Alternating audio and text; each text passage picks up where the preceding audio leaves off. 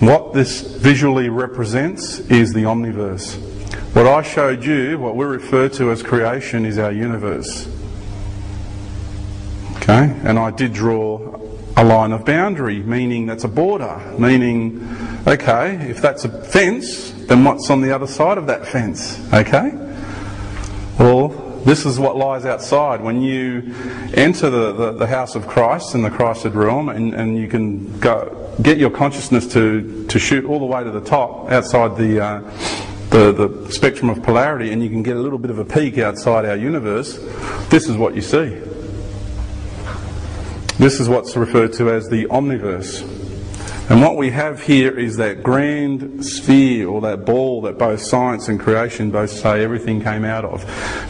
The universe we refer to, and we are physically located, right, about here, and we are just one little dot.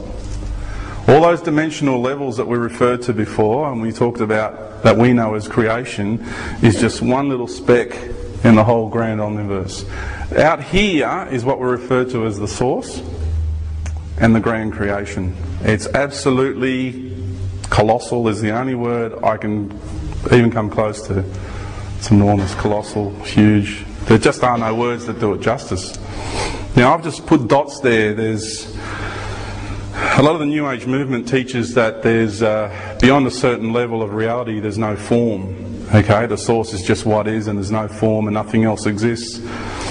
The energy that runs through all of this is that energy of what is.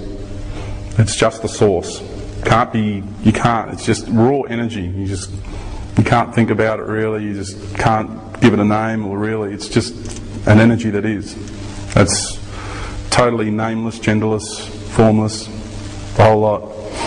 All these other creations majority of them are what have happened before, and some are in the making.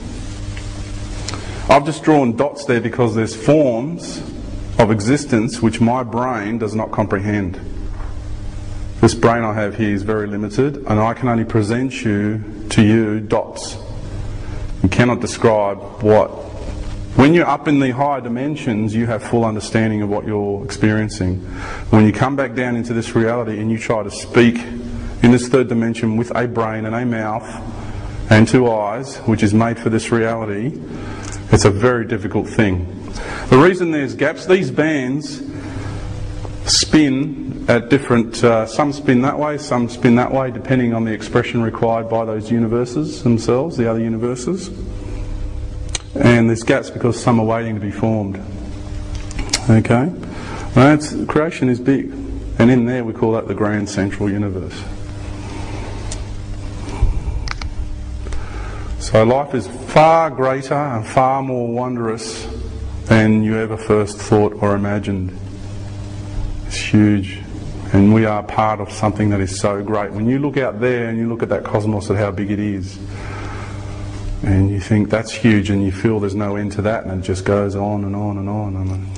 And once you get a peek outside this universe, then you really, wow, puts things into perspective for you.